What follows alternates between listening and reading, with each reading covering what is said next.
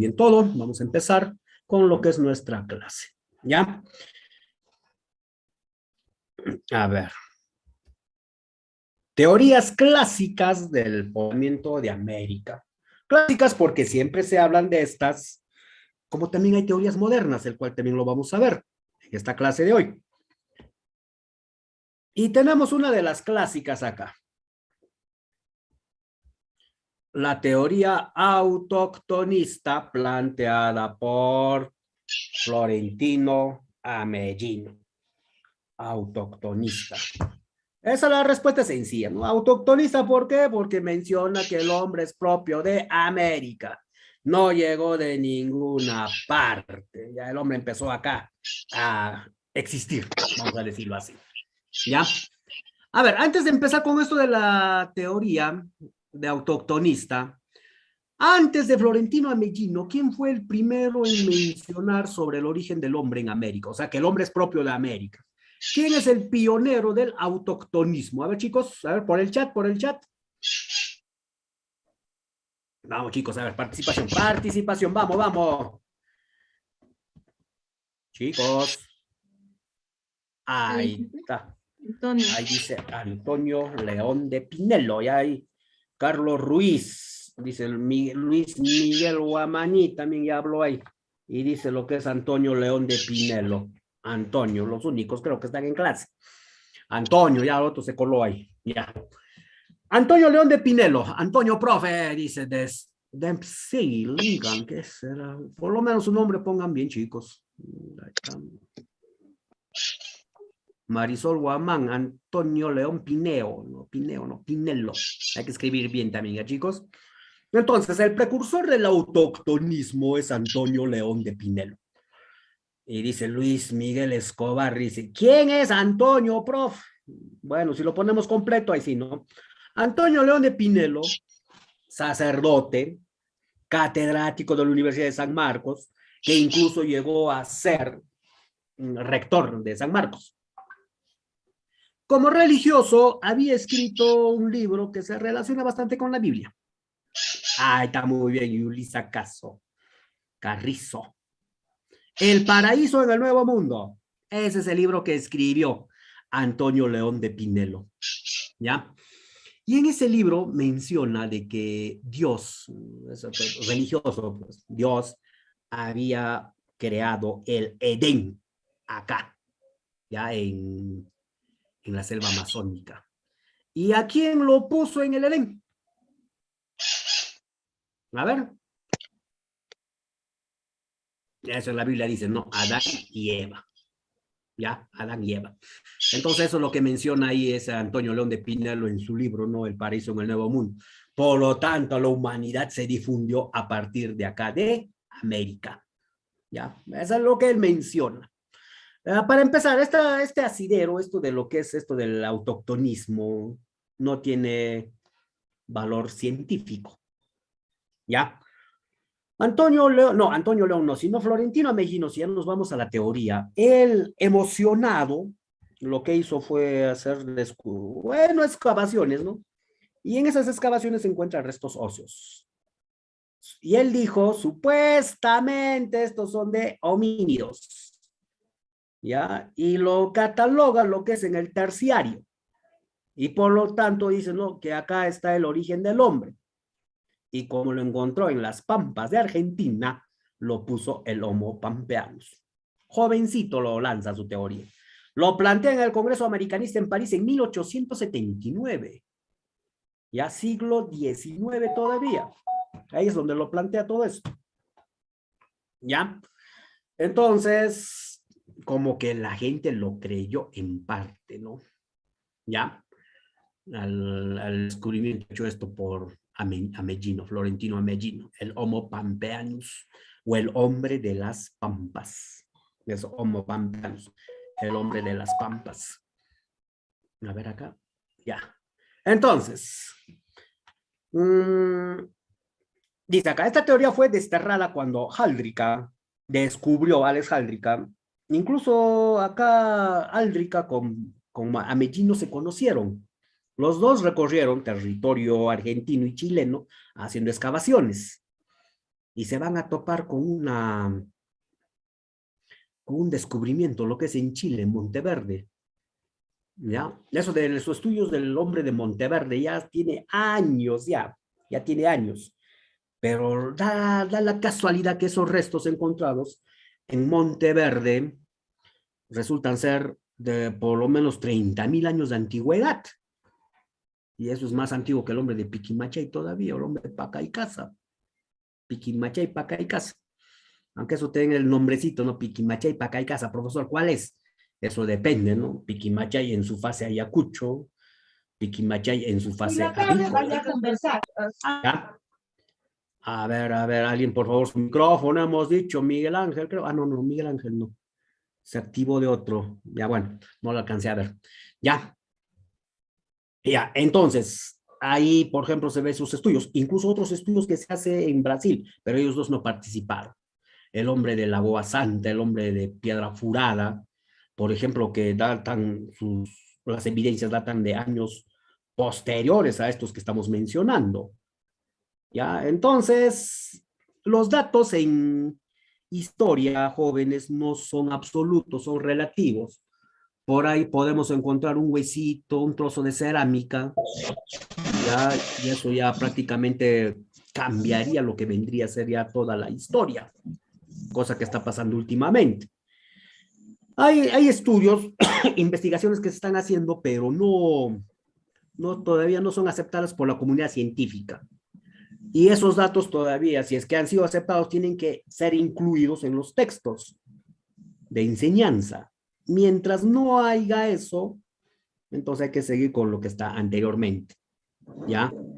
Por eso, a cualquier universidad que vayan, chicos, a postular, las preguntas que van a plantear en el caso de historia son estas que están establecidas en los textos aún. No te van a preguntar de cosas que están en discusión o en investigación. ¿Ya? Hay que tener presente eso. No vaya a ser que alguien diga, pero profesor, en tal academia ha dicho así, pero ya hay que ver la fuente, si está aceptada o no también. ¿Ya?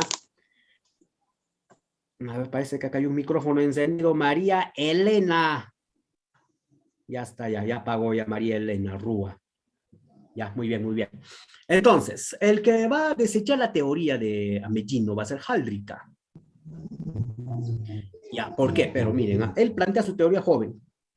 Y cuando empiezan a hacer los estudios de sus descubrimientos, resulta que esos huesos no son de homínidos, como él decía, sino son de animales. Hay propios del cuaternario incluso, de mastodontes. ¿Ya? Entonces resulta que esos no son de homínidos. ¿Ya? Así de simple. Y el hombre es propio del cuaternario, no del terciario, como planteaba en este caso Ameghino. Son del cuaternario. Y las mejores evidencias ya se estaban descubriendo lo que es en África. El caso de Lucy Australopithecus, uno de los más antiguos. Incluso había otros restos que se habían encontrado en otras partes del mundo también. Y ahí es lo que, con esos descubrimientos, dicen que el hombre es propio del cuaternario, no del terciario, desechando completamente la teoría, en este caso de Florentino Ameghino. Ya, y ahora, ¿y por qué se recuerda esa teoría? A ver, ¿por qué? ¿Por qué si esta teoría no tiene rigor científico? ¿Por qué en este caso lo estudiamos todavía? El caso es que es una primera o es una iniciativa de o las ganas de saber, ¿no? De dónde proviene el hombre, de dónde salió, por decirlo así, ¿ya? La inquietud que tuvo en este caso Ameghino para darnos a conocer el origen del hombre en América, ¿ya? Por eso es que lo recordamos, ¿ya? En otros centros universitarios ya han desechado completamente esta teoría, ya no lo hablan, ni lo mencionan. Ni por último en sus compendios ya aparece escrito esto, ¿ya? Ahora, estas que sí tienen cierto asidero y rigor científico, ya, la teoría de Haldrika, la teoría asiática, que el hombre es propio de Asia. Ya, ahora, acá el caso. Acá el caso. ¿Quiénes son los pioneros de la teoría asiática? A ver, chicos, vamos. A ver, por el chat, por el chat. El padre José de Acosta, muy bien. Es el primero. Falta el segundo pionero. Ahí está, muy bien. Frank Rojas, Diobel, Blanca, a todos. ¿Cómo es eso? Pongan bien su nombre, que chicos. Marisol Guamán, Belito, José de Acosta, Noemí Ramos, Samuel Quepero, José de Acosta. Ya. Entonces, el primer pionero es José de Acosta, también sacerdote en la colonia, Perú. ¿Ya? Creo, dice acá, Diobel, Historia Natural y Loral no, Moral, a los indios, creo, no. Es Historia Natural y Moral de las Indias, ese es el libro que escribió el padre José de Acosta. Ya, Yulisa Caso Carrizo, Historia Natural y Moral de las Indias. Muy bien, es el que escribió, en este caso, lo que es José de Acosta, el libro. ¿Y cómo se llama el libro escrito por Samuel Haven? ¿Alguien sabe? A ver, por el chat, chicos, por el chat. Libro escrito por Samuel Haven.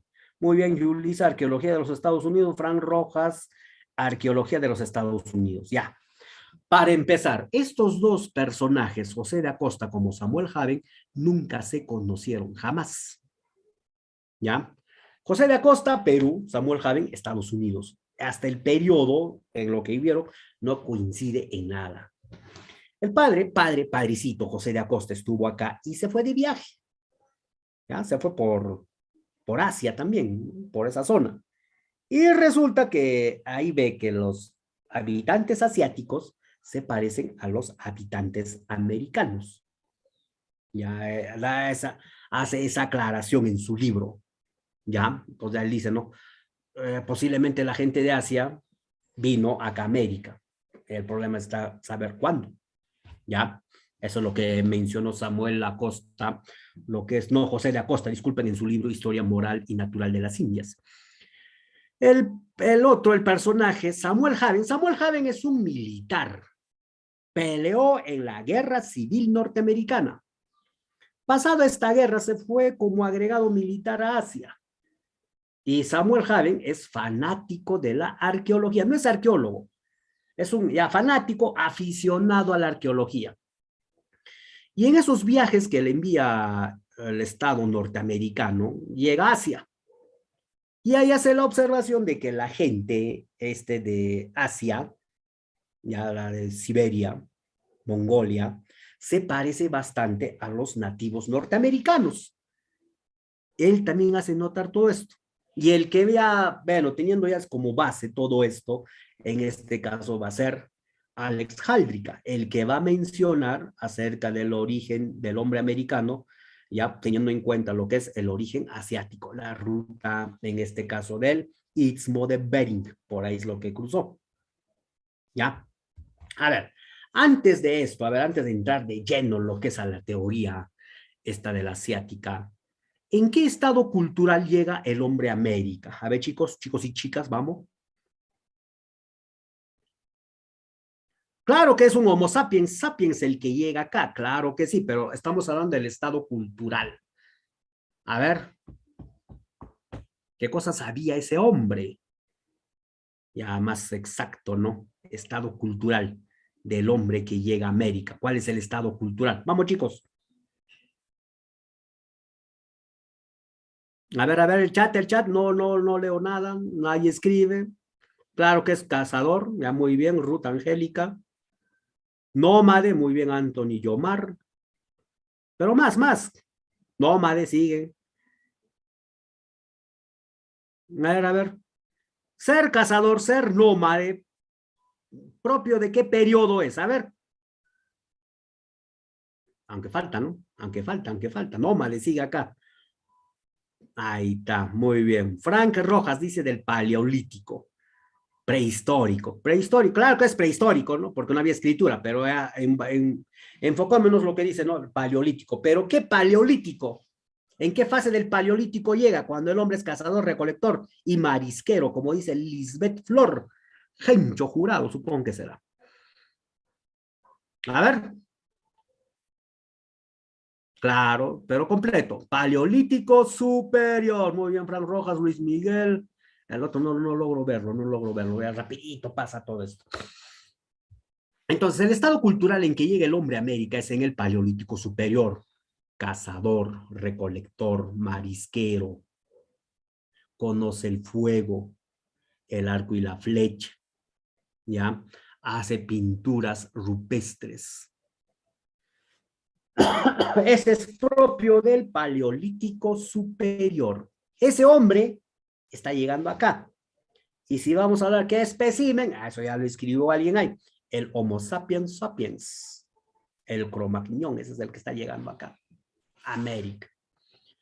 Ya, por eso dice acá, los primeros pobladores de América habrían sido cazadores, paleomongoloides asiáticos, ya dice ahí, que ingresaron por el estrecho de Bering. Ojo, no es por el estrecho de Bering.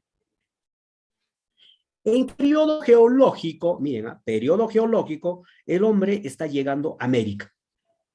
A ver.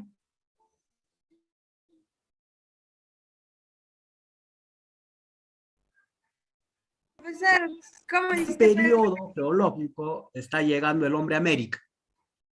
Estoy hablando periodológico, ¿eh? Geología. Ahí está muy bien, Fran Rojas, el Pleistoceno. Inferior, medio, superior. Dio Benaguana, istmo de Beringia. Claro que sí, tiene razón. ¿En qué Pleistoceno inferior? Pleistoceno superior, claro que sí. ¿Y qué caracteriza el Pleistoceno? Holoceno es el actual, el Holoceno es el actual. Muy bien, Lisbeth, frío, Frank, frío, Blanca, todos dice frío, Diobel, frío, Mar, frío, José, frío, Marisol, frío, todos dicen frío. Pues lo que se dio acá son las glaciaciones. Claro, hace 10.000 años cambió el clima, claro que sí. Hace 10.000 años entramos al Holoceno.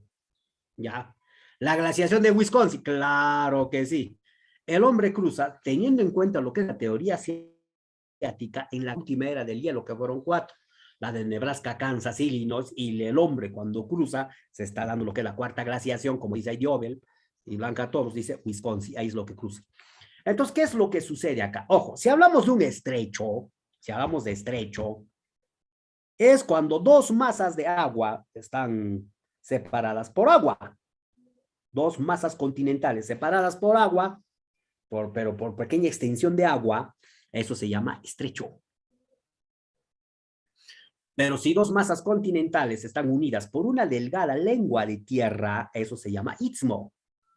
¿Ya? Caso del istmo de Panamá, es una delgada lengüita de tierra que une América del Central o América del Norte Central con América del Sur. Ya por eso se llama el istmo de Beringia o el istmo de Bering. Pero ¿por qué? Ojo, mayoría dice no, que el hombre cruzó por el estrecho de Bering, o sea, el hombre cruzó nadando. Si hay más de 180, si no me equivoco, 180 kilómetros de distancia de la península de Seward, de la península, disculpen, de la península de Chukotka, península de Chukotka en Siberia, península de Seward en Alaska. Chukchi, claro que sí, Chukchi, otro nombre, pues Chukotka. Chukotka, y el otro la península de Seward, ¿ya? Un poquito el frío que está afectando acá, ya. Entonces, cuando se está dando la última glaciación, el agua se concentra lo que son en bloques de hielo, eso que lo llaman glaciares. Y entonces, ¿qué sucede? Que el nivel del mar desciende, baja. Por eso, la península de Seward, la península de Chukotka, o también como dice Chukchi, Chukotka, estaba unida por tierra, que a eso lo llaman el istmo de Beringia. Dice acá, no fue por el istmo ya que se formó gracias a la glaciación. No es que cruzó por como alguna vez escuché, por un puente de hielo. No es así. No es así. ¿Ya? Era tierra firme, con bosques, con plantas y animales. ¿Ya? Que había temporadas ahí de un clima agradable para el hombre, tanto para animales, como también a veces cambiaba el clima. Ya se hacía frío, intolerante. ¿ya? Entonces, eso es lo que se veía ahí en esa parte del mundo, ¿ya? Entonces, como era una delgada línea de tierra que unía lo que es Asia con América, el hombre cruzó por el Istmo de Bering. Cuando hay el cambio climático, los glaciares se derriten, el nivel del mar sube, esa parte fue cubierta por agua, cerca de 80, 90 metros, así está cubierto por agua, ¿ya? Esa ahora es el mar de Bering, así se le conoce.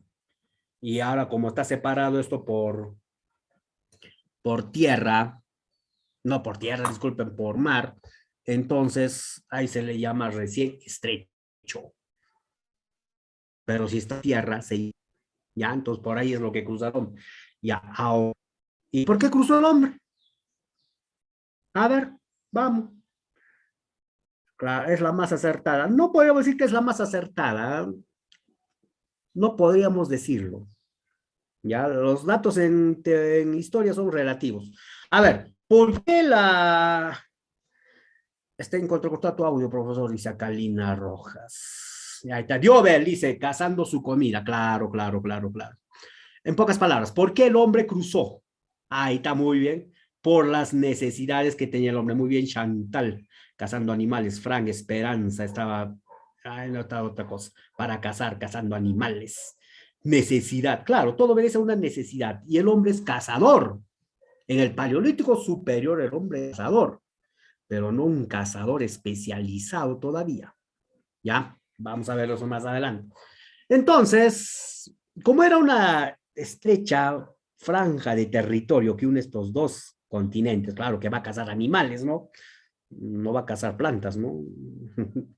Ya cazando animales, ya muy bien, como dice Marisol, tan santa, ¿no? Entonces, los animales tienen un ciclo migratorio.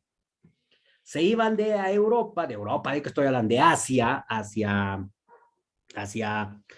América, y de América volvía lo que es en este caso hacia Europa. O sea, un ciclo migratorio. Y hay animales que hasta el día de hoy todavía hacen ese ciclo migratorio, pero ya como que el mar los detiene, ¿no? Pero hay animales que se mueven de este a oeste, en las partes nortes, tanto de Asia como de América. Y cruzaban porque había el istmo, ¿ya? Entonces, ¿qué hacía el hombre?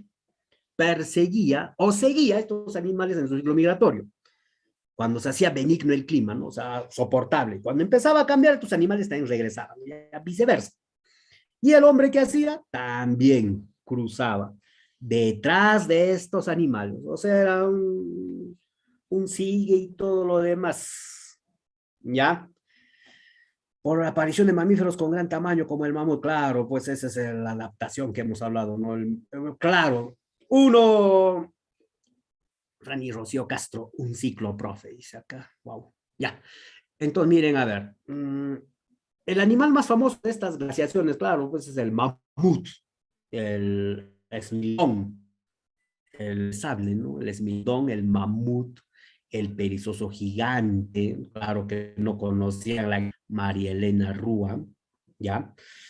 También tenemos hasta el cliptodonte, ahí están los megaterios, muy bien. Diego de la película, profe, claro, pues Dios, ustedes han sido fanáticos de esa película, pues, ¿no? Era del Hielo 1, 2, 3, sí, Manny, Diego, Morita, Manny, profe, dice Miguel Ángel, ¿ya? Claro, esos son los animales propios de esa época. Y uno de los animales más cazados es en este caso el mamut. Después viene lo que es el bisonte, ¿ya? El dientes de sable es el esmildón, Diego, ¿no? Ay, se ve. La abuelita de cita, acá Nicole Dueña, dice. Ahí está, chicos. Bueno, un poco de humor, ¿no? Un poco de humor, ya. Entonces, el hombre cruzaba por el istmo, ¿no? Siguiendo estos animales, por esto de la cacería, ¿ya? Y hubo ciertos grupos humanos que se fueron aventurando hacia el sur, ¿ya? Son pocos, son unos pocos grupos, ¿ya? No es que acá el hombre llegó y dijo, hoy mira un nuevo territorio, hay que explorarlo, no es así, sino que ciertos grupos se fueron asentando, ¿ya? o sea, quedándose una temporada más, y quizás también por esa curiosidad que es una naturaleza propia del ser humano, se fueron aventurando hacia el sur, va a bajar. En alguna ocasión, dice acá, vendo cuenta de Netflix, ya están haciendo un negocio acá, chicos, ya mucho cuidado, ¿ah? Lo que hacían, en este caso, lo que en algún momento escuché es que los hombres buscaban y seguían al sol, ya, buscaban, o sea, el calor del sol. Por eso es como esa parte está prácticamente cubierta por glaciares, buscaban en este caso algo de calor. Por eso dice que se fueron aventurando, pero acaba el caso. ¿Fue la única ruta esa del Istmo de Bering por la que llegaron los hombres a América? No, utilizaron otras rutas. La ruta de las islas Aleutianas y las islas Diómedes, las cuales están regadas, o otros también dicen irrigadas, por la corriente del Kuroshimo. Ya es una corriente submarina en lo que es el Pacífico Norte. Claro, de las Aleutianas, la corriente del Kuroshimo, pero con cada de kilo, Kuroshimo. Entonces, por ahí es lo que empezaron también a poblar América, ¿no? O sea, como un poblamiento de posta en posta, por isla en isla, ya esto que partía incluso por la parte norte de Japón, que ahí está en este caso las islas del Kuroshimo, y de ahí llegar a América. Pero para esto el hombre ya tenía que saber lo que es la navegación, y eso ya son, ya, por decirlo así, siglos más tarde, ¿ya? Pero el caso es que mayormente fue por el Istmo de Bering, ¿ya? Que ingresaron por el estrecho de Bering, no tanto así, sino por el Istmo de Bering, ¿ya? A fines de la glaciación de Wisconsin, la cuarta glaciación, el Pleistoceno superior o la era del hielo, como hace rato escribía, ¿no? La era del hielo 4 enseña más, profesor, dice, claro, toda película tiene parte de historia, pero hay que saber escoger también, ¿no? Pero no todas las películas te van a decir o te van a recrear como es, eso tenga que tener mucho cuidado, pero las películas enseñan, pues. Hay un trabajito que hice, ¿no? El cine y la historia. Interesante. Ya, entonces, dice acá. Las oleadas migratorias habrían ingresado por el Valle del Yukón, el río, por Alaska, Norteamérica. Ya, para luego aventurarse hacia el sur. Ya, entonces ahí está. Entonces vemos el mapa. Principalmente, dice el hombre, proviene de la región de Mongolia. Ya, Siberia. Profesor, ¿alguna peli que recomiendas para aprender historia? Hay bastante, pero no estamos para esto. Les voy a dar unas páginas ahí del canal de historia, ¿no? Por ejemplo, en YouTube hay para aprender bastante historia.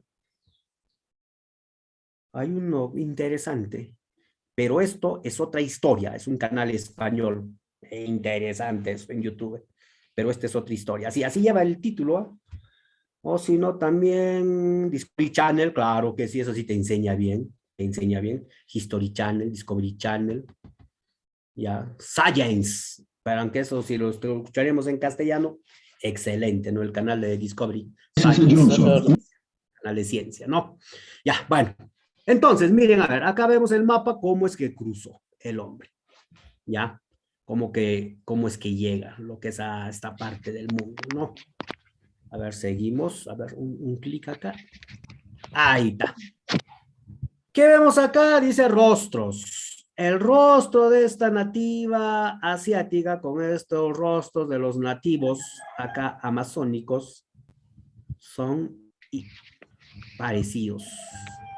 No vamos a decir que son idénticos, ¿no? Corea dice acá, son de los coreanos. Ojo, por si acaso los coreanos se parecen bastante a los peruanos, ¿ah? Pero a los oriundos peruanos, ¿ah?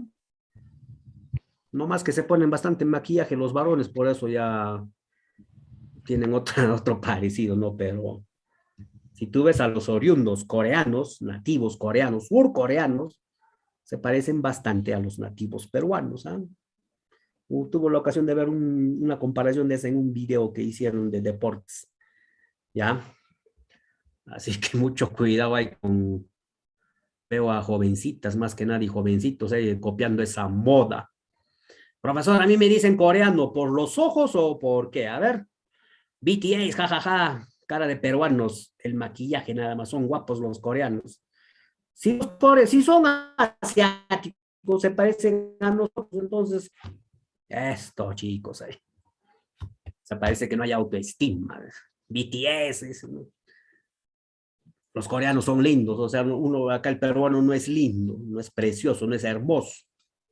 Uy, qué falta de autoestima tenemos entonces. Claro, muy bien, Luis Miguel, cada quien con sus gustos. Yo soy guapo, claro, yo soy peruano, guapo, consuman producto peruano, ¿no? Somos lindos a nuestra manera. Ya, todos somos finos, muy bien. El faraón ya no metan a Love Shady, a Sexy Man, ya no, ya, pues chicos. Eso sí, ¿no? Cuando empezamos estas cosas así todos, ya, mejor que los asiáticos, faraón, Sexy Man, ya. Esto, chicos, fanáticos de Sexy Man. Ya, entonces, vamos, sigamos. Entonces, viendo estas imágenes, por ejemplo, de la coreana con los nativos americanos, hay parecidos. Un parecido en las facciones de la cara, ¿ya?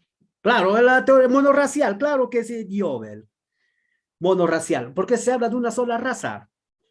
La teoría inmigracionista asiática dice acá se apoya básicamente en semejanzas antroposomáticas, la forma, los rasgos del cuerpo. Claro, la contundente es la mancha mongólica, como habla Frank y Yulisa.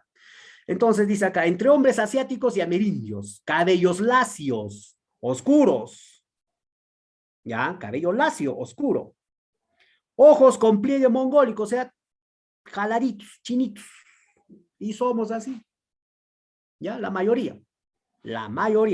Bueno, aunque esa es la raza pura, la americana, que es en este caso la cobriza, ya está desapareciendo prácticamente, ¿no? Era la mezcolanza con la raza europea, como que ya es otra raza, digamos así. Si tanto nos hemos mezclado en el Perú que no podemos hablar de una raza, sino ya una mezcla, lo que lo llaman híbridos, mestizos, ya no hay mestizos, ya no hay mestizos. Ahí está, muy bien. Joven, híbridos, ¿ya? Pómulos, esto de acá, anchos, ¿ya? Por eso el maquillaje hace magia, pues chicos.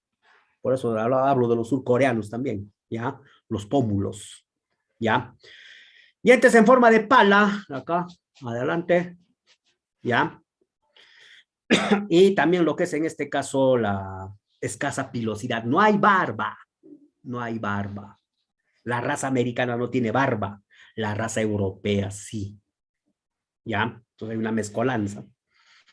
A ver, ¿qué más? Dientes en forma de pala, señaló la famosa mancha, también señaló la famosa mancha mongólica. Esta que todo niño nace o tiene al momento de nacer, su mancha mongólica.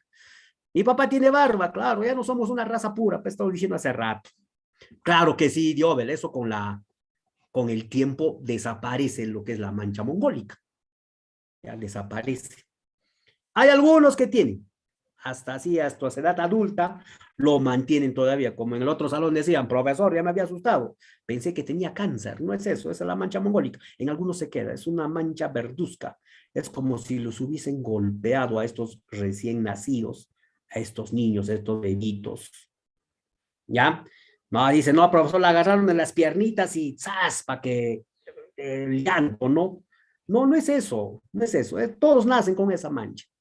O quizás yendo a cuestiones un poco ya así ya religiosas, dicen, ¿no? No, es que esta criatura va a ser malcriada, pecadora y todo lo demás. Por eso Diosito ya la ha castigado. Bueno, eso no vamos a entrar en esos detalles, pues. Claro que sí, eso aparece más que nada en los bebés, pero según van creciendo, esa mancha va desapareciendo. ¿Ya? Por eso dice acá, una pigmentación verdosa congénita, o sea, ya está en otros genes, que tienen los asiáticos indígenas americanos al nacer y que desaparece con el paso de los años. Halrica era partidario de la teoría monorracial del poblamiento de América. Según él, entre los indios de América, mayas, quechuas y patagones, dice acá, hay un conjunto de caracteres comunes que sugieren un origen común. Por eso dice la mancha mongólica es peripacífica. O sea, en los pueblos de la cuenca del Pacífico, mayoría nace con esa manchita. Ya, es una crítica que le hacen también. Ya, ya están hablando del cáncer acá ya, chicos. Uy, uy, uy, ya bueno. hay un conjunto de caracteres comunes que sugieren como un general, dice acá, este aire de familia se debería a que todos descienden de un tronco común, el asiático mongoloide. Por eso, en este caso, es la teoría monorracial. Ahora tenemos al otro personaje acá. A ver, acá sí te lo pongo ya. A Paul Rivet, la teoría oceánica. Refuta la teoría monorracial de Heidrich. Ahí está, muy bien. Acepta la llegada del hombre por el estrecho de Bering, pero eso hay que corregirlo. ¿eh? Ahora es estrecho, sino que el hombre cruza por el istmo de Bering. Pero además añade la otra ruta, la oceánica. O sea, ¿qué quiere decir eso? Por la corriente norecuatorial. Te faltó otro Diobel, lo que es la corriente surecuatorial. Son dos corrientes marinas, la que va a usar el hombre para llegar a América. Claro que la surecuatorial es la corriente de Humboldt. Muy bien. Y la corriente norecuatorial es esta, por ejemplo, la corriente de California. ¿Ya? Entonces, los que van a llegar acá, esta es ya la plurirracial, porque son dos razas que van a llegar acá. Están los melanésicos y los polinesios. Los polinesios van a utilizar la corriente surecuatorial. Los melanesios, la corriente norecuatorial. ¿Ya? Los melanesios llegan a Centroamérica, claro que sí, haciendo uso de la corriente norecuatorial. Los polinesios llegan a América del Sur haciendo uso de la corriente surecuatorial, lo que es la corriente de Humboldt, que eso no es otra cosa más que las supercarreteras de los océanos, las corrientes. Entonces hacen uso de estas corrientes para llegar. Pero acá vendríamos a preguntar, ¿y por qué el hombre cruzó el Océano Pacífico? A ver, chicos, llegaron hace unos 20.000 años. Las fechas no coinciden mucho, dependiendo del autor que leamos también, chicos. Eso sí. Porque les voy a lanzar un dato y después dicen, ¿y eso de dónde salió? Si el hombre de Mesa Verde, no, de Monteverde, tiene 30.000 años. ¿Ah? 30.000 años. Ya, y acá dice, llegaron hace unos 20.000 años. Si las evidencias del hombre de Monteverde, Chile, tiene 30.000 años. Los datos, si nos damos cuenta, chicos, con la información que les doy, no son exactos. Varían. ¿Ya? Por eso digo, los datos en historia son relativos. Lo que sí se conoce, eso es lo que se pregunta, se desarrolla, se hace, se investiga. Entonces, a ver acá. ¿Por qué el hombre cruzó el Océano Pacífico? Llegaron para obtener comida, recursos, para sobrevivir años cambios de clima. No tanto, no tanto, Joel, Javier Palomino. A ver, ¿por qué sería? ¿Por qué cruzó? Vamos, chicos. Ahí está muy bien, John, Dilbert, curiosidad. Fran Rojas, no sé, dice Blanca todos, curiosidad. Claro, curiosidad. Ese es el caso, curiosidad. Si vamos a hablar por el estrecho de Bering o el istmo de Bering es por necesidad. Acá es más que nada por curiosidad. ¿Ya? Curiosidad. ¿Y por qué la curiosidad? A ver, chicos, a ver. Falta de alimentos, no. A ver, un ratito voy a tomar mi vitamina.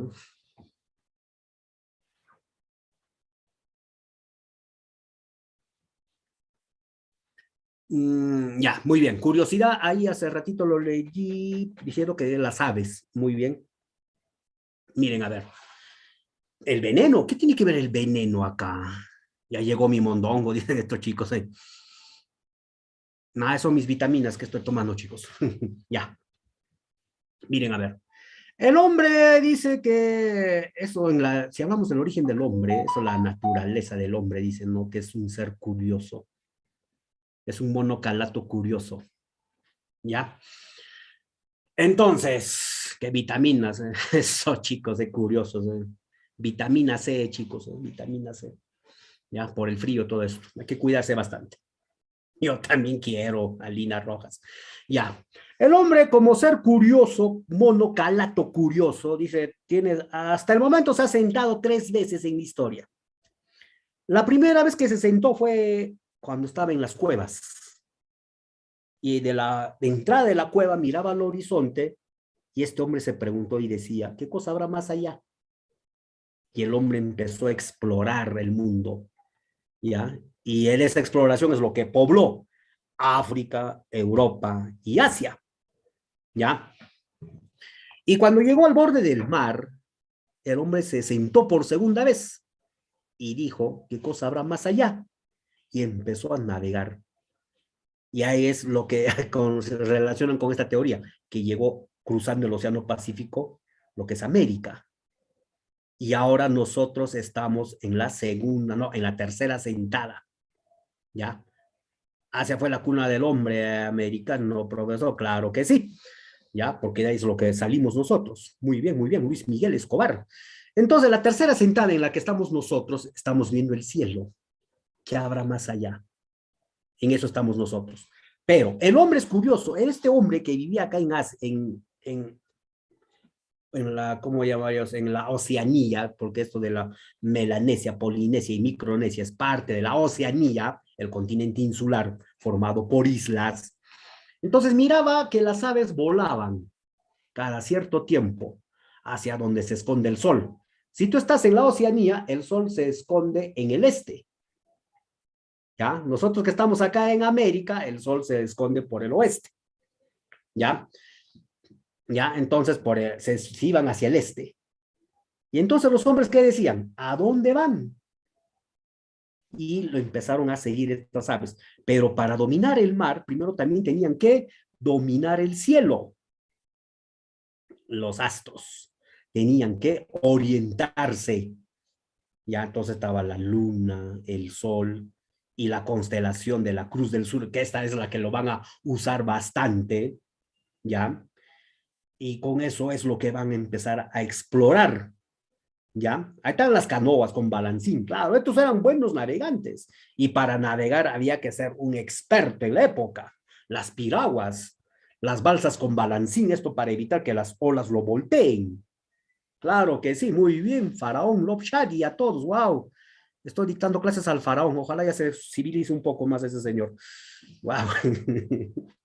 Todos chicos, ¿cómo así? Para eso sí cambian al instante, cambiaron su nombre, ¿no? El Faraón ya estaba en clase también ya. Entonces, estos hombres, por ejemplo, para navegar, no es que se hacía de la noche a la mañana, no es así, experiencia. Navegar en el Pacífico, por lo menos un viaje les demoraba 7 días, sin dormir, ya, sin dormir, porque tenían que orientarse.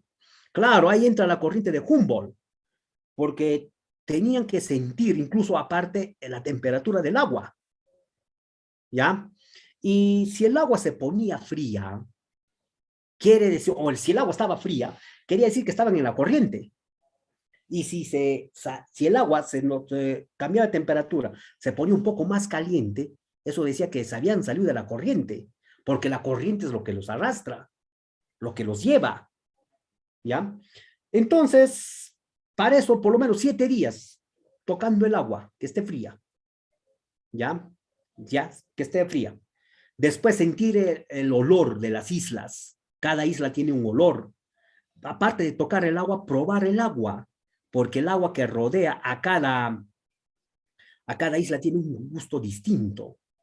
Y así los hombres, siguiendo a las aves, de a poco iban explorando el Pacífico, siguiendo la corriente. Iban y regresaban, iban y regresaban. Entonces allí se demora tiempo, además la esperanza de vida no era mucha en la época, ¿no? Ahora podemos ver hombres de 80, 90 años, en la época no.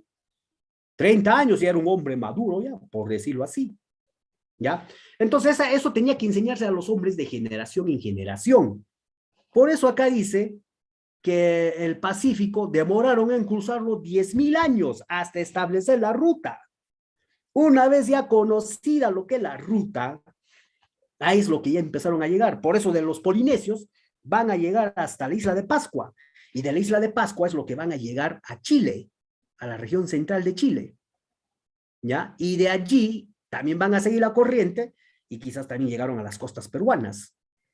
Y como el hombre llegó, también regresó. regresó también haciendo uso de la corriente surecuatorial, la corriente de Humboldt, ¿ya? Ese viaje por lo menos te dura 100 días, ¿ya? 100 días de ida, 100 días de vuelta. Eso si es que no te pasa nada, ¿no? Si no sufres algún percance. Ya, ese es el viaje que hacían estos hombres, ¿ya? Y lo demostraron, lo demostraron. Thor Heyerdahl, el inca gringo, el noruego, este hombre enamorado de los océanos. Tanto era el amor por el océano que dio la vida, aunque este ni sabía nadar, ¿no? Pero claro, el Kon-Tiki, ¿ya? La expedición del Kon-Tiki, la expedición del Rapa Nui, la expedición de Ra-1, Ra-2, pero la que sí se llevó la fama fue la del Kon-Tiki, esta que empezó en el Callao, acá en el Perú.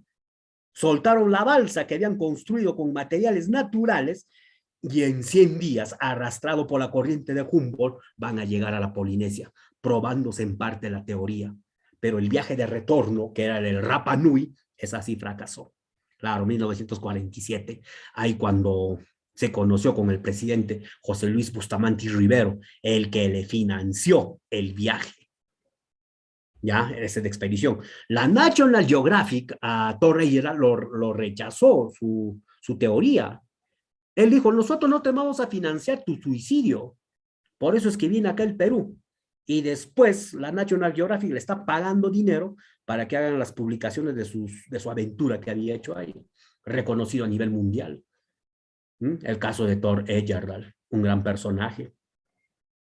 ¿Ya? Entonces, los que van a, claro, se separa de la esposa, ¿no? Entonces, acá, acá lo que llegan a América del Sur son los polinesios, los melanesios a Centroamérica, no se olviden eso. ¿Ya? Entonces, a ver acá, un ratito acá. Según Rivet, habrían llegado a América Central desde allí. Se dispersaron, sus argumentos son antropológicos, semejanzas óseas, sanguíneas, entre los melanesios y los hombres del Agua Santa, Brasil. Antiguos cazadores que habitaron Brasil hace unos 6.000 años. Esa es la otra parte que está tomando. Etnográficos, costumbres rituales comunes entre tribus melanésicas amazónicas, por ejemplo, la cacería de cabezas trofeo, ya que acá en nuestra Amazonía también se practica.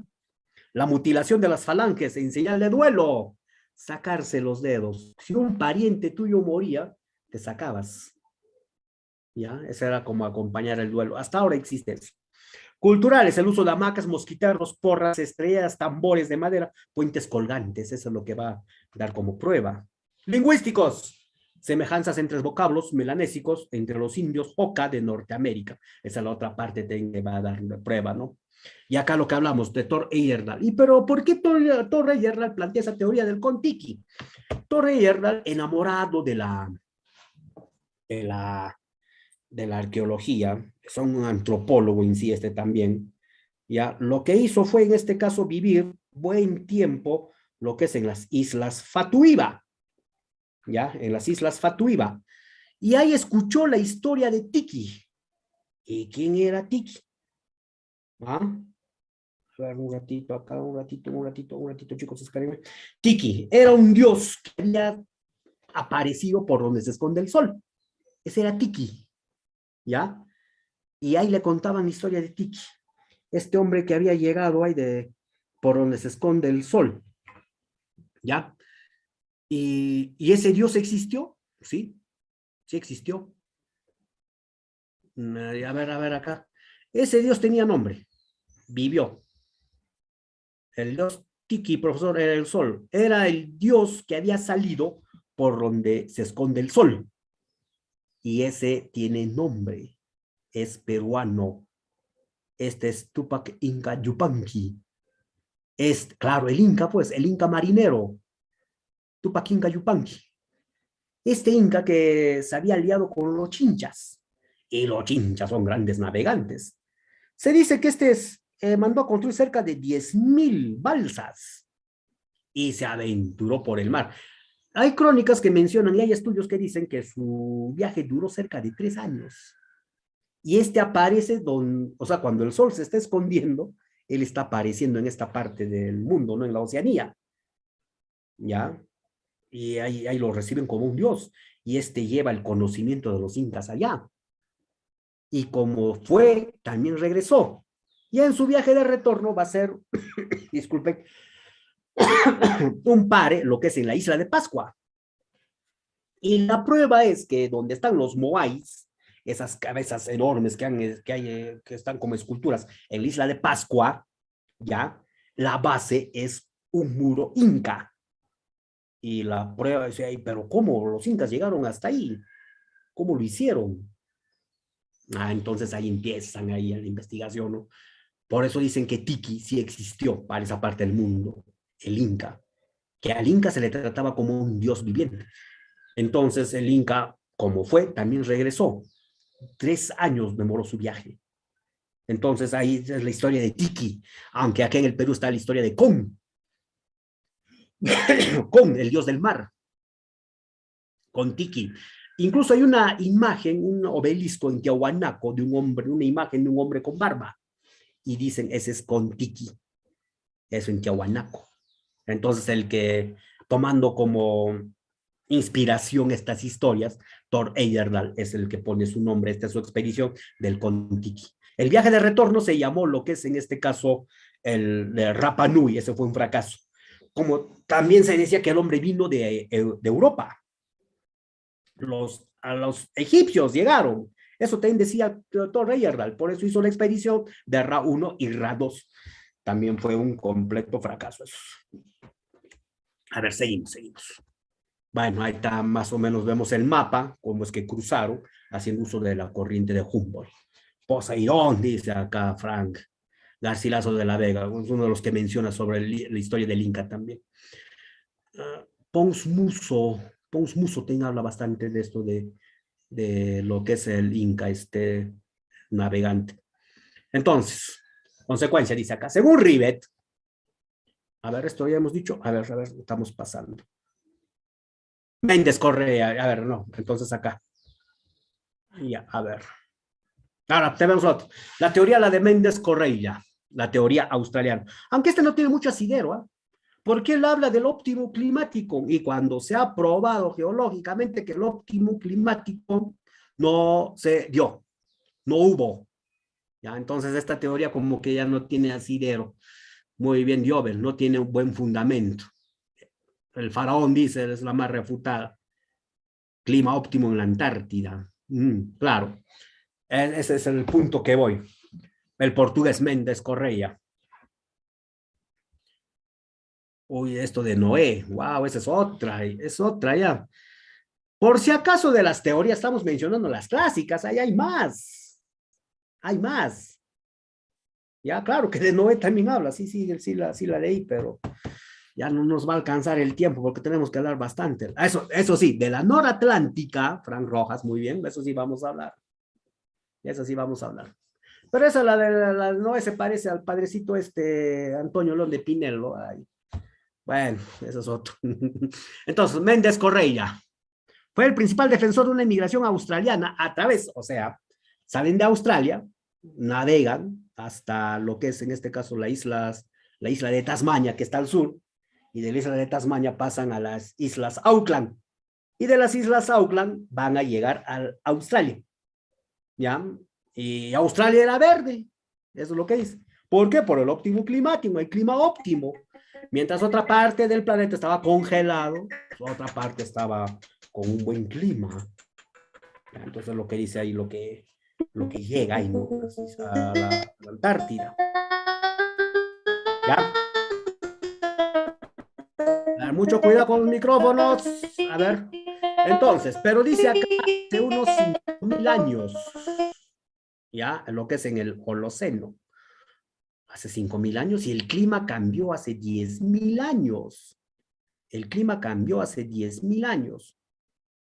¿Ya? Entonces, acá 5.000 años. O sea, no hay relación con lo que dice. ¿Ya? Pero sí, este hombre va a cruzar, claro, en el Holoceno, ¿ya? Eso es lo que el clima actual, pero va a cruzar por el estrecho de Magallanes, poblando lo que es Cabo de Hornos, Tierra del Fuego, la Patagonia. Holoceno, calor, el clima actual, eso sí. Muy bien. O sea, ese es el mapa de la teoría, el cual les presento, ¿no? Y este es el mapa así de las teorías en general, ya pues. Las dos hasta el momento que están aceptadas, pero falta todavía. Un ratito. Ya. Entonces dice acá, el antropólogo portugués estudió en la década de 1920 a los nativos de Patagonia, a las tierras de fuego, los zonas Conte, Tehuelches, a la Calufes, Yangán. Uy, ¿qué pasó acá? A los Yangán, a ver un ratito. A ver, encontraron similitudes físicas, lingüísticas, etnográficas con los aborígenes australianos. Entre las semejanzas podemos mencionar al grupo sanguíneo, positivo, dice. Las formas craneales, del tipo de cráneo, dolicocéfalo, braquicéfalo. Viendo la frente, eso es, define si es braquicéfalo, dolicocéfalo, si el cráneo es achatado o alargado, ¿ya? Resistencia al frío, palabras comunes, uno de los uso de mantos de piel, chozas en forma de colmena, uso del boomerang, también merece mención el zumbador, ya, pruebas culturales no hay mucho acá, que dice acá el zumbador o chiringa, instrumento musical de uso ritual. Boomerang en América, no hay evidencia de boomerang, pero él sí lo plantea. Ya, algo idéntico entre ambas regiones, dice. Yo, a ver, muy bien. Las nuevas teorías. Esta es la noratlántica. La teoría noratlántica planteada por Bruce Bradley y Dennis Stanford. Ahí me faltó poner Dennis Stanford, la noratlántica. Y esta teoría ya como que tiene cierto asidero científico y hacen preguntas en lo que es en exámenes de San Marcos. Y han hecho unas preguntitas sobre esta. Y acá la de Bruce Bradley y Dennis Stanford, la noratlántica. América fue poblada por el Atlántico Norte. Como también el norte estaba congelado, había hielo que comunicaba América del Norte con Europa. Entonces el hombre, dice, navegó siguiendo esa línea de los glaciares en el mar del norte, en este caso diríamos del Atlántico Norte. Y en ese su viaje encontraba alimento del cual alimentarse, redundando. Focas, estas cosas, aves, ¿no? Y de esa manera, con ese viaje es lo que va a llegar a América. Y como llegó, también regresó. Y la evidencia más contundente, estos son los instrumentos de piedra que van a encontrar. Las puntas de flecha y de lanza. La punta, ¿cómo se llama esta? Las puntas solutrense de Europa con las puntas Clovis de América del Norte. Y una evidencia todavía, esto es del hombre de Kenneth un hombre con rasgos europeos en América del Norte. ¿Ya? Ese es el punto. Entonces, dice acá, navegantes de raza caucásica y de industria lítica solutrense, europea, habrían cruzado el Atlántico para arribar a las costas orientales norteamericanas. Bradley se basa en esqueletos humanos, el hombre de Kenneth y el hombre de las cavernas del espíritu, y puntas líticas de Mandorcroft, o que son las puntas Clovis, encontradas en el este de Estados Unidos. Se asemejan sorprendentemente a los europeos del Pleistoceno tardío. O sea que el hombre también llegó por esa parte.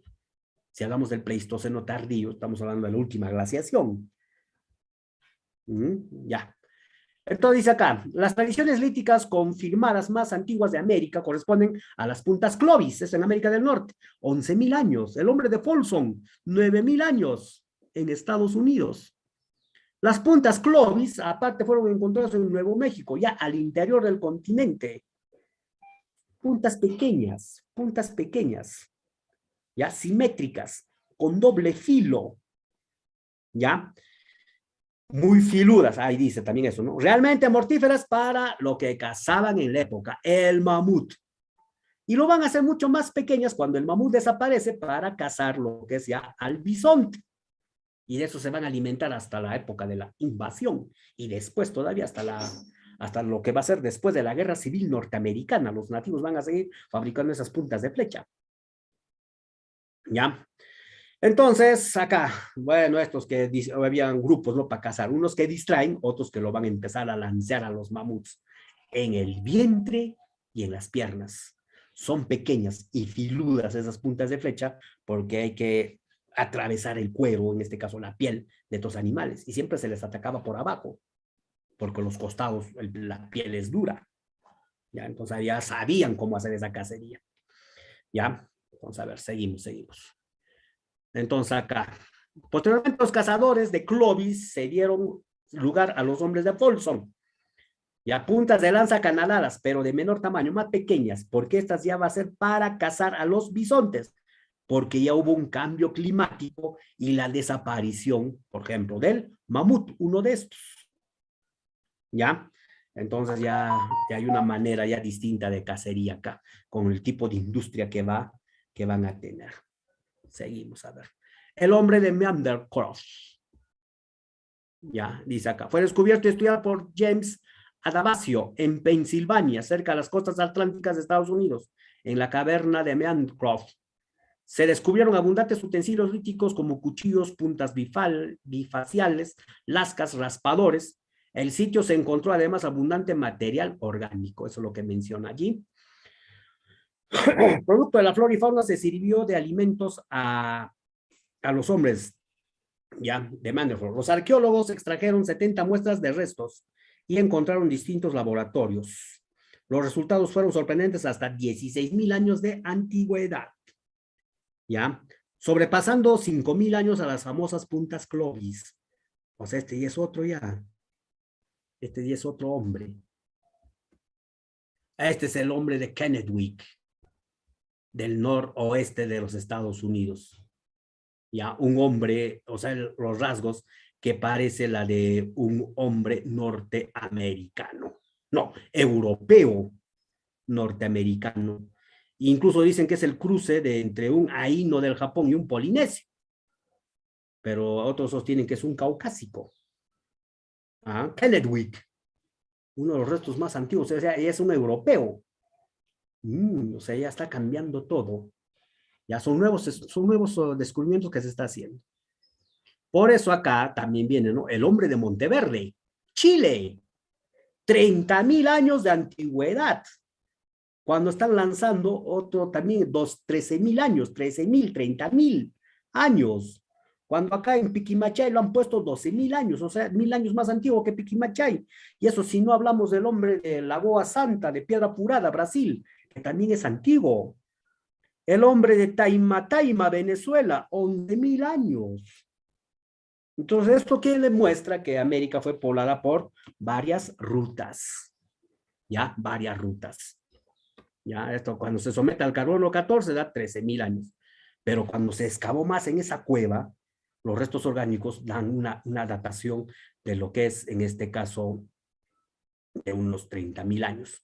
Se parece al rostro de los incas. Claro, dice que los incas eran de raza blanca y no hablaban quechua ni aymara, sino puquina. Ya ese es otro caso para estudiarlo. Comentario final, dice que el hallazgo, 13.000 años, había causado 23.000 años. Eso de estos hombres de acá, de Kennewick. Ahora, a estos de acá, lo que vinimos también. Primeros pobladores del Perú, características generales. Si hablamos del periodo lítico, periodo arcaico, ya, eso nos estamos refiriendo a la periodificación que hizo Lumbreras, ya, Lumbreras, ese es el que ha hecho esta periodificación. Son más, después de acá viene el formativo, ya, después de acá viene el formativo. Ya, el otro que hizo esta otra periodificación fue en este caso, este personaje de lo que es John Rowe, que al periodo lítico lo llama el precerámico y al arcaico inferior el periodo inicial. Ese es el nombre que lo pone. Pero para hacer un estudio más detallado, ya, al periodo de lo que es el arcaico inferior lo van a dividir en dos, arcaico inferior y arcaico superior. Entonces sería el periodo lítico, el paleolítico, para entenderlo, para en este caso enfocarnos en el tema, y lo que es en este caso al arcaico inferior, el mesolítico, y el arcaico superior, lo que sería el neolítico. Y para ubicarnos mejor todavía, vamos a hablar de este punto, ¿no? De lo que es la economía. En el periodo lítico, paleolítico, economía parasitaria. El hombre es un depredador, aunque a muchos no les gusta utilizar el término esto de economía parasitaria. Pero ¿a qué se refiere? De que el hombre coge los alimentos de una determinada área hasta acabarlos y después de ahí se retira. Caza por cazar, recolecta por recolectar. Animal que se le cruza, animal que lo caza, que se lo come. ¿Ya? Planta que encuentra, planta que se lo come, simple. No está viendo si está maduro, verde, nada. Animal que se lo cruza, no está viendo si es cría, pequeño, grande, nada. Igual se lo come. No hay pesca, lo que sí practica es el marisqueo en el periodo lítico, en el periodo del arcaico superior o el mesolítico. De la recolección nace la horticultura, de la caza el pastoreo. Y ahí por la industria microlítica nace lo que es la pesca, eso ya hemos hablado. Y en el arcaico superior, que es el neolítico, acá es que se va a dar en el Perú caso de que Caral, está ya el surgimiento de la agricultura y la ganadería. Pero la secuencia es esta, de la recolección, la horticultura, y de la horticultura a la agricultura, esa es la secuencia. Aunque algunos no dicen que se debe llamar horticultura, sino agricultura incipiente. Otros dicen no debe llamarse pastoreo, sino lo que es pastoreo inicial o incipiente. ¿Ya? A ver acá un poquito, no veo acá, dice, la ganadería y la pesca también, profesor, ¿en qué pero? A ver, hay cositas acá. Ya. Entonces, ¿cómo estaban organizados en el paleolítico, periodo lítico? En bandas, y en el arcaico superior surge lo que es el Ayllu. Aparecen las jefaturas en el periodo lítico, o sea, el jefe. Después aparecen las tribus, y después en el neolítico, los estados prístinos, las primeras formas de estado. El hombre en el periodo lítico vive en cavernas, nómade. En el periodo arcaico inferior, chozas de material vegetal, seminómade. Y lo que es en el arcaico superior o el neolítico, sedentario, arquitectura monumental, piedra y barro. ¿Ya? Se cubre en el paleolítico con pieles de animales y en el neolítico ya surge lo que es la textilería, la cestería. ¿Ya? La cerámica todavía no aparece acá.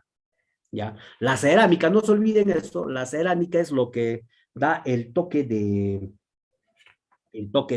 civilización. ¿Ya? A ver, ¿qué más? ¿Qué es el ayo? El ayo es la familia.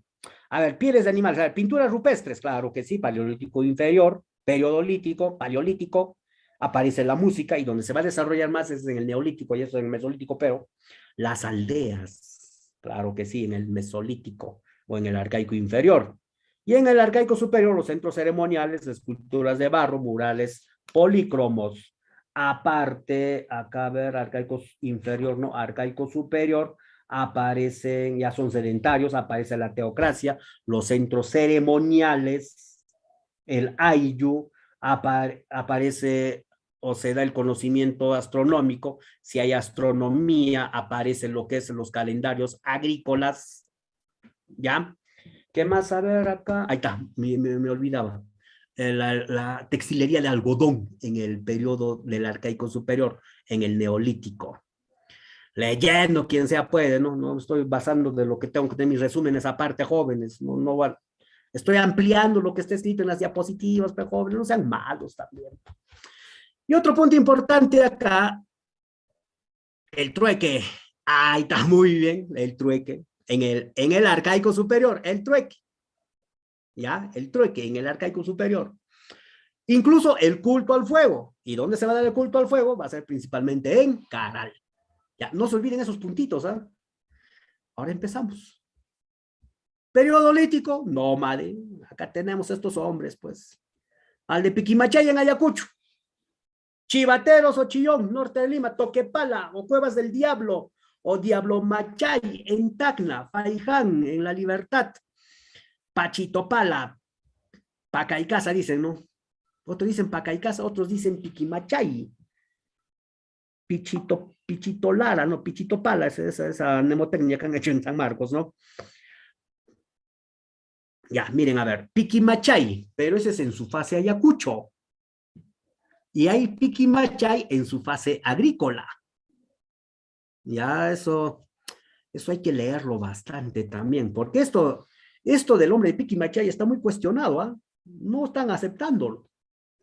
Ahora dicen, no, Piquimachay no es el habitante más antiguo, sino es el hombre de Chivateros. Si no me equivoco, Chivateros, nada, ni Chivateros, sino es el hombre de, acá está, guitarrero, no Chivateros. Guitarrero es el que están ya queriendo que sea el más antiguo. Pero ¿por qué dicen guitarrero? Guitarrero en su fase 1. Guitarrero tiene 4 fases de ocupación y la primera fase de ocupación de Guitarrero, dice, es la más antigua, ya no es Piquimachay. Pacaicasa. Todo el sitio arqueológico se llama Pacaicasa. Piquimachay es la cueva. ¿Ya? Por eso hay un poquito de confusión en estos puntos de acá. Entonces, Richard McNich, ¿qué cosa van a encontrar en Piquimachay? Artefactos líticos más antiguos del Perú. Herramientas de piedra, toscamente talladas. Y otros dicen, no, esos son eolitos. El hombre no hizo herramientas. Sí hizo, ahí está, pero al costado hay huesos. ¿De qué? De un esmildón. O sea, se lo comió al tigre dientes de sable.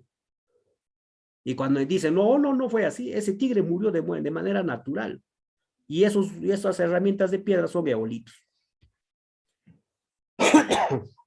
Pero aún así, se dice que es la primera huella humana en el Perú. No hay ningún resto óseo, solamente esos núcleos de piedra toscamente tallados al costado de huesos de esmildón. McNich lo va a dar una fecha de 20.000 años. La garganta, 20.000 años de antigüedad, para lo cual utilizó el método estratigráfico. ¿Ya?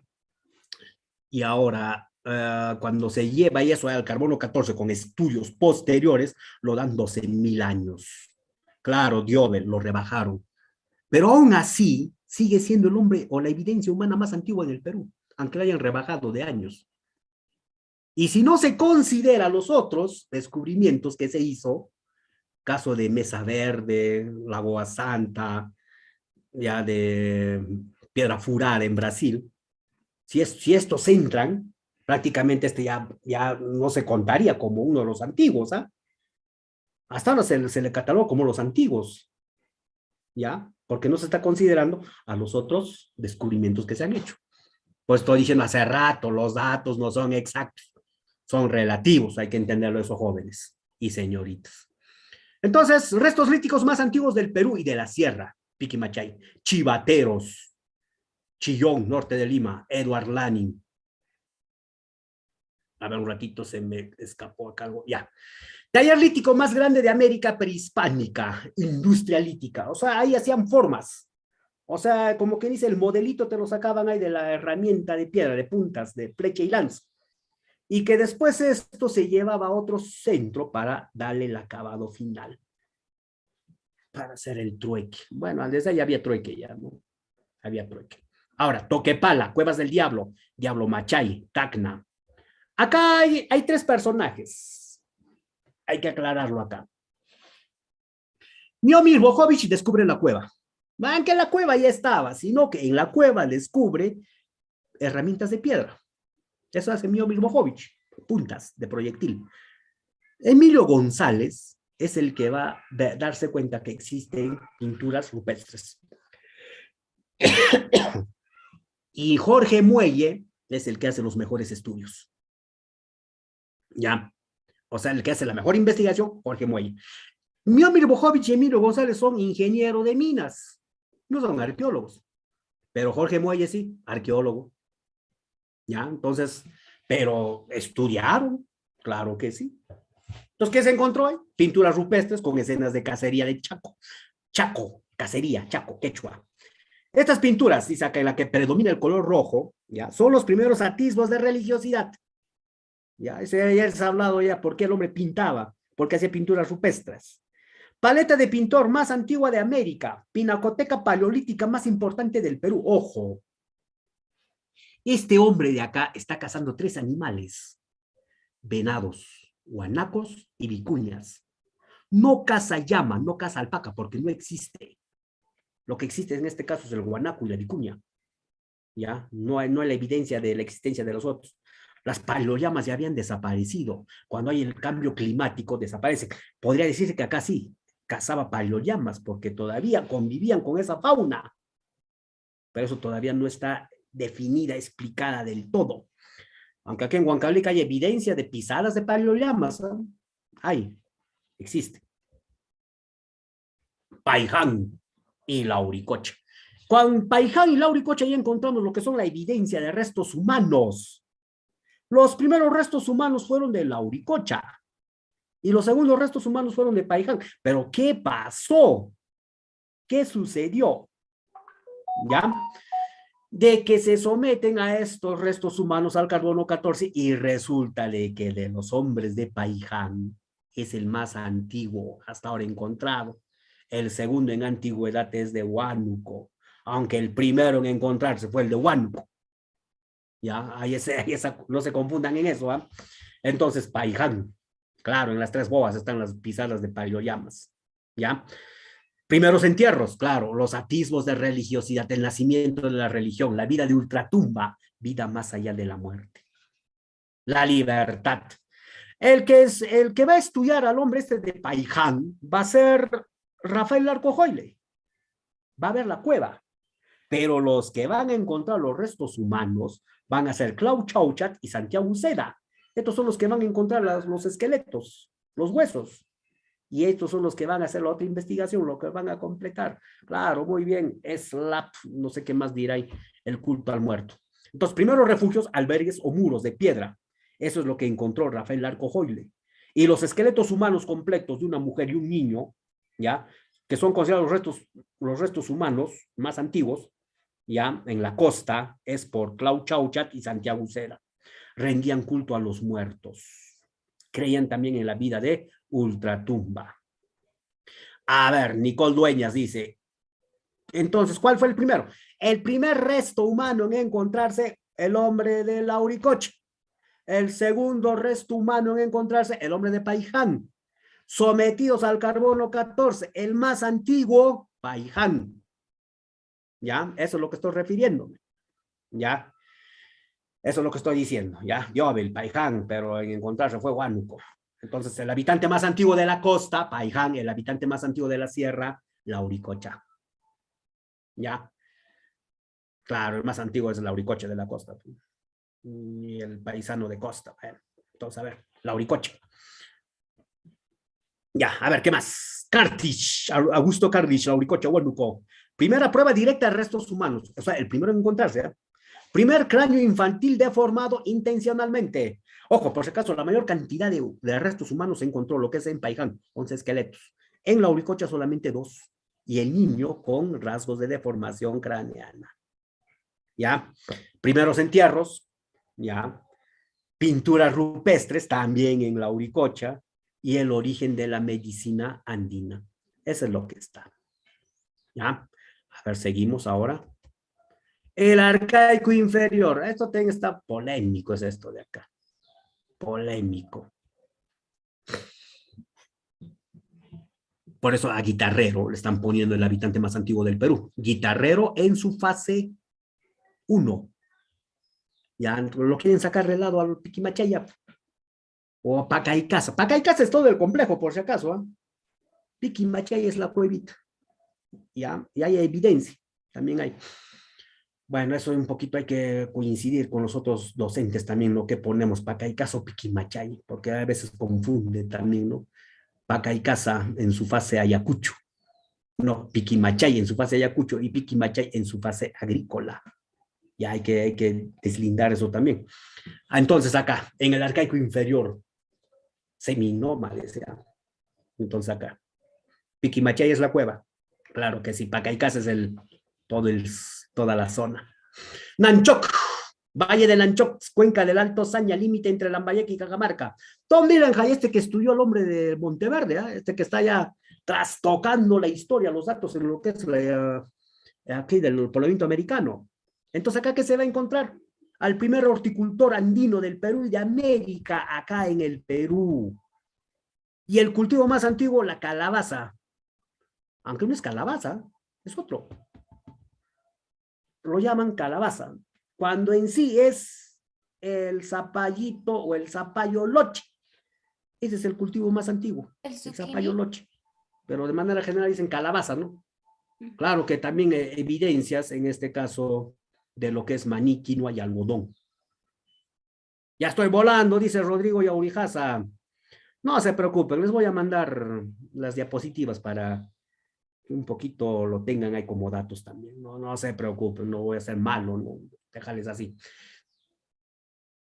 Nada, profe, está bonito la clase de Obel, muy bien. Pasé un número, profesor. Estos chicos. Ya, entonces, a ver acá. Entonces, la evidencia más antigua, lo que es el zapallito loche, pero de manera general, calabaza, nanchoc. Y cuando sale la nanchoc en el 2007, 2008, ahí entra al guitarrero que lo bajan, ya lo bajan. De lo que era el primero, ya no es el primero, es el segundo horticultor. ¿Ya? Y también sigue siendo el de América. Era el primero del Perú y de América, ahora es el segundo. Del Perú y de América, el hombre de guitarrero, Tomás Lynch, en el Callejón de Guaylas, en el río Santa. Segundo horticultor, acá está el segundo producto en ser, en este caso, domesticado, ¿no? Lo que es el frijol. Es el primero la calabaza, el zapallito loche, después el frijol, después el ají, payares, oca, uyucos, calabazas.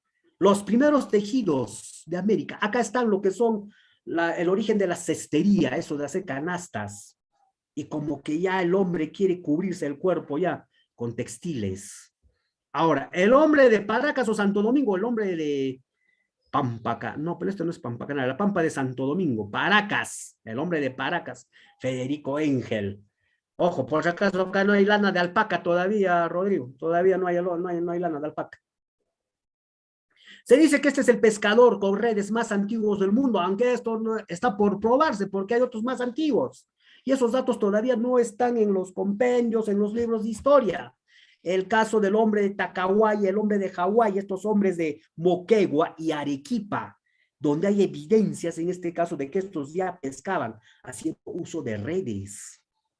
Pero hasta el momento se le está considerando acá al hombre de Paracas o al de Santo Domingo, pescador con redes, más antiguo del Perú y del mundo. Perú, ¿eh? Pero eso sí, primer horticultor de la costa, primer músico del Perú con una flauta pentafónica, una quena de 5 notas de hueso de guanaco. ¿Ya?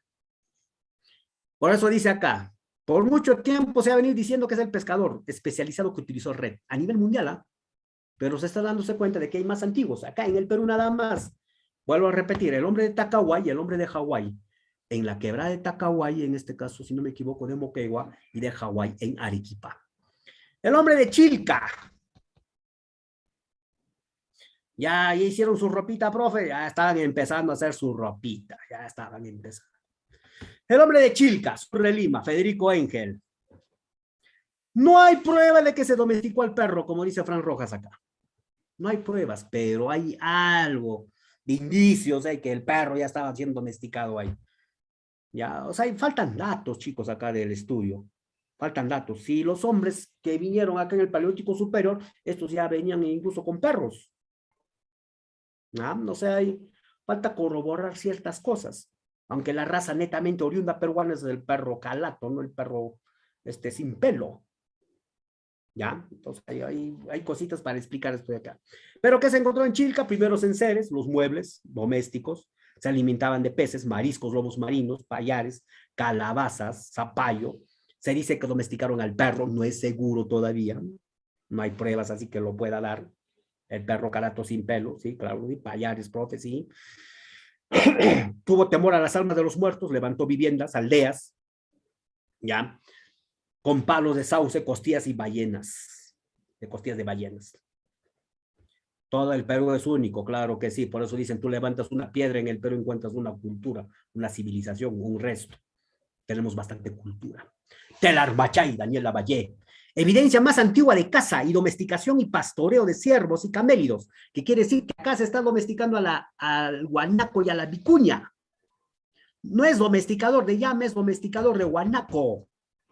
De lo que domestica el guanaco sale la llama. De lo que domestica la vicuña sale lo que es en este caso la alpaca. La llama y la alpaca no es otra cosa más que la consecuencia de la domesticación del guanaco y la vicuña. Claro, domesticador de guanaco, vicuña, alpaca, claro que sí.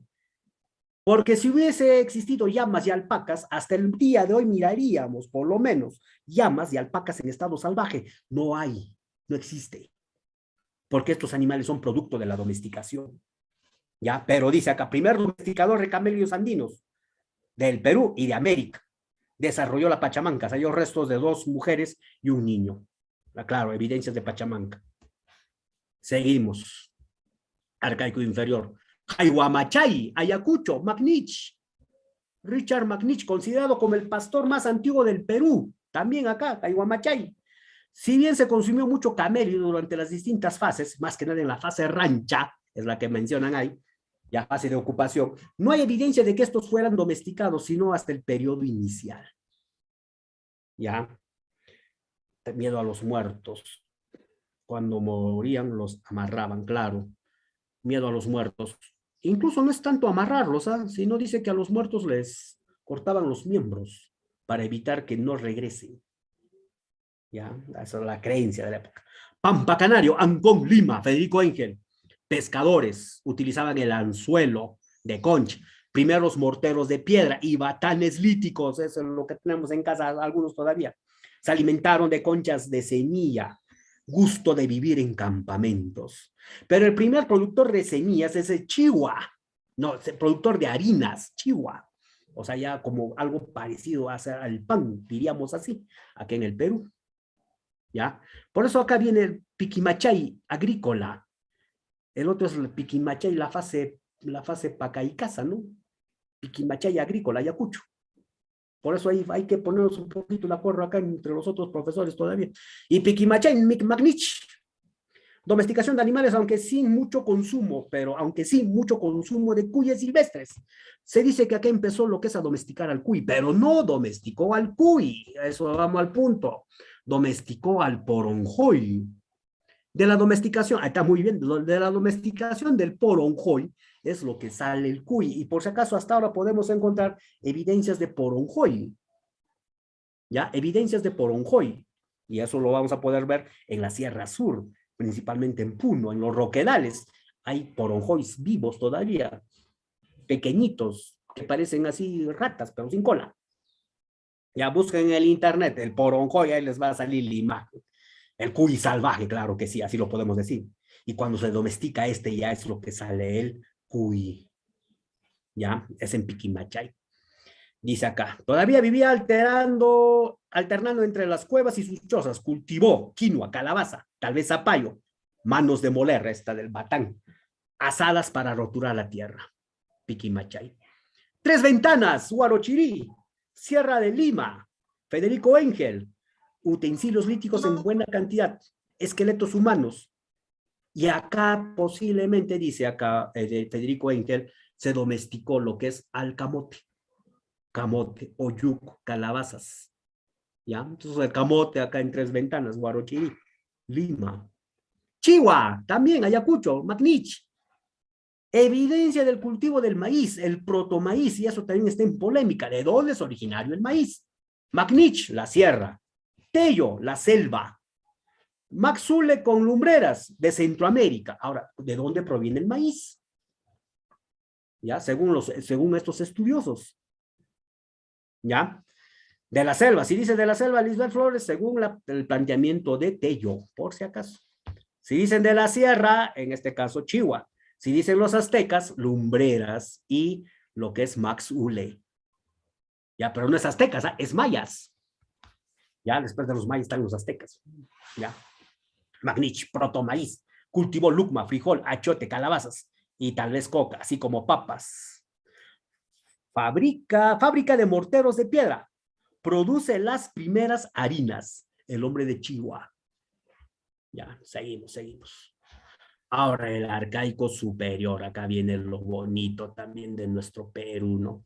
El hombre de Cerro Paloma, Federico Engel, considerado como el primer monumento arquitectónico de piedra y barro, primer arquitecto de América, Cerro Paloma, Federico Engel. El hombre de la tabla de Lurín, Josefina Ramos de Cox, primer poblador estable, primer sedentario. Tabla de Lurín. Se va a encontrar el esqueleto de un niño enfermo con su ajuar funeral. Incluso dicen que este fue un cementerio. Las casas eran cementerios, donde enterraban a sus muertos. Bueno, ese es otro estudio que hace. Sechín Bajo, Valle de Casmancash, Peter Fuchs, Renate Parsken, estos son los que van a encontrar, van a hacer los estudios y van a encontrar la arquitectura pública y ceremonial más antigua por el momento del continente americano. Primera escultura de barro del Perú y de América, ¿ya? El hombre de Sechín. este que va a dar origen después a los chavines, Sechín. Y la grandeza de acá, Caral, Valle de Supe, norte de Lima, Barranca. El que va a ser, los que hacen los primeros estudios de Caral es Max Zula y Paul Kossoff. Y eso lo menciona Ruchari. Es otra cosa que Ruchari lo da a conocer a nivel mundial. Y cuando hacen estudios con carbono 14 de los restos encontrados en Caral, se dan con la sorpresa de que es la tercera civilización más antigua del mundo. ¿Ya? Entonces, ¿qué tenemos acá? El origen de la civilización en el Perú. Casi como egipcio, claro, paralelo a los egipcios, paralelo a los mesopotámicos. Si los egipcios estaban haciendo sus pirámides acá en el Perú, también se construían pirámides. Esa es la que se hacía el culto al fuego. ¿Ya? Primera civilización de América, claro que sí, muy bien. Eslava, sin narrona, no leo bien. Dice acá, complejo urbano más antiguo del mundo andino, la civilización más antigua del continente, sería la cultura madre, Caral, según Ruchari, según Tello, la cultura madre era, en este caso, Chavín, ahora ya no. Primer estado teocrático, claro, se encontraron las 32 flautas traversas, ocarinas, el protoestado, muy bien, ahí está, estado, ahí dice protoestado, estado teocrático peruano protestado. O sea, el hombre ya se está organizando, ahí se está practicando el trueque, y el principal producto para hacer trueque, algodón. Ya, no conocieron la cerámica, por eso algunos dicen no debe ser civilización, porque el que da el toque de civilización es en este caso la cerámica. Claro, acá estamos en la revolución neolítica ya, por eso agricultores y ganaderos. Patrimonio musical más antiguo del mundo. 32 flautas traversas hechas con huesos de pelícano y cóndor y cornetas hechas con hueso de guanaco y llama. Primer templo del Perú. Primeros tejidos de algodón. La lengua quechua también. Y el quipu de Caral. Acá encontramos todo eso. Ya, a ver, el hombre de Huacaprieta.